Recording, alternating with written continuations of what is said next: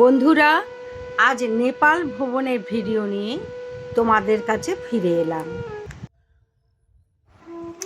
4 মে সন্ধ্যা 7:30টার সময় দুর্গাপুর থেকে মিথিলা এক্সপ্রেসে আমরা চেপে পড়েছিলাম।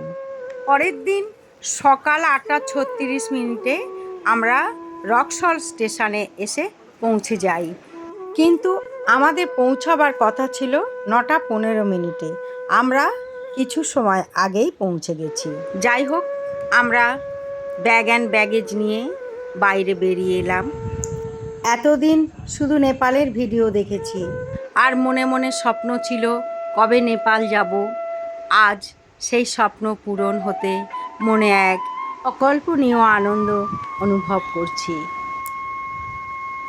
ঠিক হলো, এখান থেকে টাঙ্গায় করে আমরা নেপাল বর্ডার পার হব। সেই মতো একটা টাঙ্গায় আমরা 4 জন চেপে পড়লাম। 4 জন বলতে আমি, আমার হাজব্যান্ড আর আমার 2 কলিগ বন্ধু উমা আর ললিতা। এর আগেও আমরা 4 জনে অনেক জায়গায় ঘুরেছি, তার ব্লগও আমি তৈরি করেছি। আমরা 4 জন ছাড়া আরও 8 জন আমাদের সাথে যুক্ত হয়েছিল, যাদের সঙ্গে আমরা রক্সহলে মিট করেছিলাম। যাই হোক, আমরা টাঙ্গায় চেপে পড়েছি। টাঙ্গা এখন ছুটেছে বর্ডারের দিকে। দূর থেকে গেট দেখতে পাওয়া যাচ্ছে, এপারে ভারত আর ওপারে নেপাল। ভেবে অবাক হচ্ছি যে আর কয়েক মিনিটের মধ্যে আমরা স্বপ্নের নেপালে প্রবেশ করতে চলেছি। দেখতে দেখতে আমাদের টাঙ্গা নেপাল গেটের কাছে এসে উপস্থিত হলো। সুন্দর কারুকার্য করা গেট। গেট পেরিয়ে নেপালের প্রথম শহর বীরগঞ্জে এসে পৌঁছালাম। এখান থেকে একটা ছোট বাসে করে আমাদের গন্তব্য হলো চিতওয়ান। প্রায় ঘন্টা 4 পর আমরা চিতওয়ানের এই হোটেলটায় এসে উপস্থিত হলাম। নেপালের বিখ্যাত চিতওয়ান ন্যাশনাল পার্ক দেখাই আমাদের উদ্দেশ্য। জঙ্গল সাফারির জন্য এই হোটেল থেকে গাড়ি ও গাইডের ব্যবস্থা করে দেওয়া হয়। আমাদের জন্য জনাপ্রতি 500 টাকায় নির্ধারিত হলো।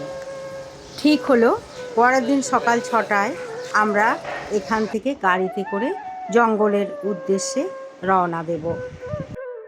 এটা আমাদের এই হোটেলের রুম, ডবল বেড দেয়া আছে। এটা হোটেলের রাতের ছবি।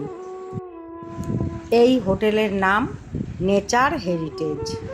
নেপাল ভ্রমণের দ্বিতীয় দিনে আমরা এই গাড়িতে চেপে সবাই বসে গেছি জঙ্গল সাফারির উদ্দেশ্যে।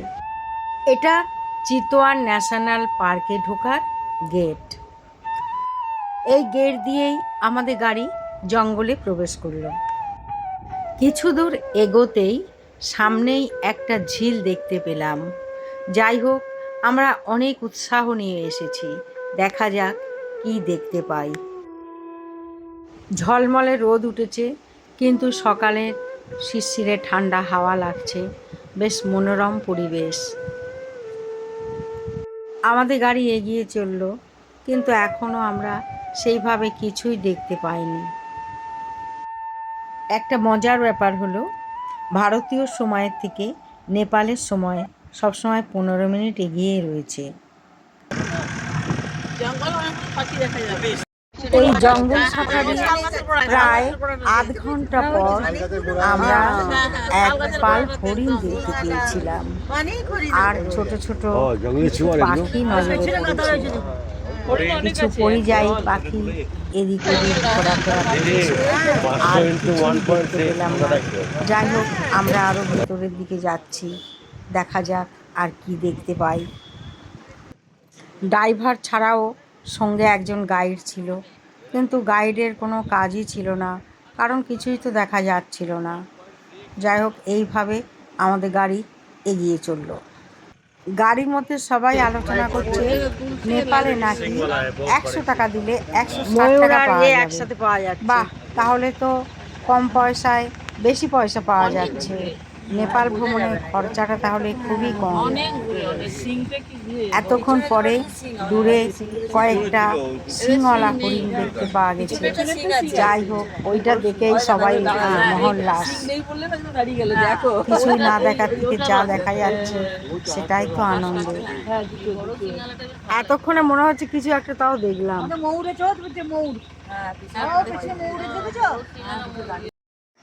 এখানে এসে গাড়ি দাঁড়িয়ে গেল। এবারে আমাদের হেঁটে ভেতরে যেতে হবে। আমরা নাকি বাঘ দেখব।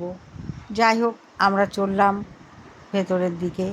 দুদিকে তারের জাল দিয়ে ঘেরা আছে। দারুণ উৎসাহ নিয়ে এগিয়ে চলেছি, গাইড আমাদের সঙ্গে। কিন্তু ভেতরে গিয়ে আমরা নিরাশ হয়ে গেলাম। ভেবেছিলাম খোলা জায়গায় বাঘ ঘুরে বেড়াবে, কিন্তু না, বাঘ এখানে খাঁচায় বন্দি। সামনে একটা কাঠের মাচা করা আছে, তার উপরে উঠে এই খাঁচার মধ্যে বাঘ দেখতে হবে।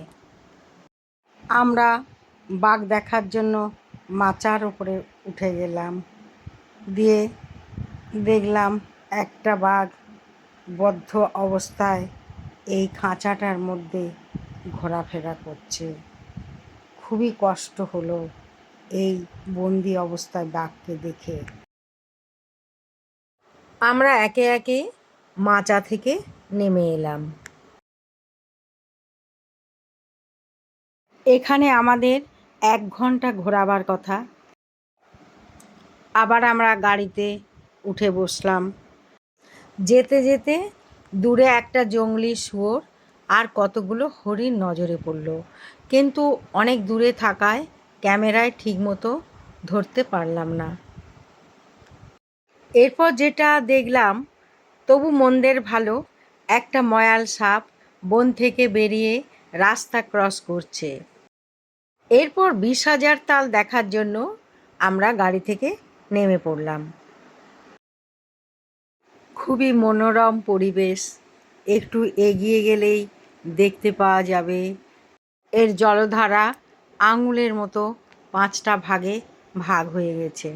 এরপর আমরা চিতোয়ান ন্যাশনাল পার্কের হাতি সংরক্ষিত এলাকায় প্রবেশ করলাম। আমাদের পুরো গ্রুপটা এগিয়ে চলেছে। শুধু গ্রুপের মধ্যে আমি নেই, কারণ আমি ভিডিও করছিলাম। সবাই একবার দাঁড়িয়ে গেল, আমি ভিডিও করে নিলাম। গেট দিয়ে সামনে কিছুটা এগিয়ে যেতেই নজরে পড়ল একটা শেডের নিচে 2টো হাতি বাঁধা আছে। আর কি দেখবি, দেখ হাতিগুলো বাঁধা আছে, চেহারাগুলো শুকনো হয়ে গেছে। হাতিও শুকনো, বাঘও শুকনো, সবই শুকনো শুকনো। ওইদিকেও একা আছে, ওই গজপতি একা ওখানে। বন্ধুরা, নেপাল ভ্রমণের প্রথম পর্ব চিতোয়ান আজ এখানেই শেষ করছি। দেখা হবে পরবর্তী পর্বে। সবাই ভালো থেকো, সুস্থ থেকো।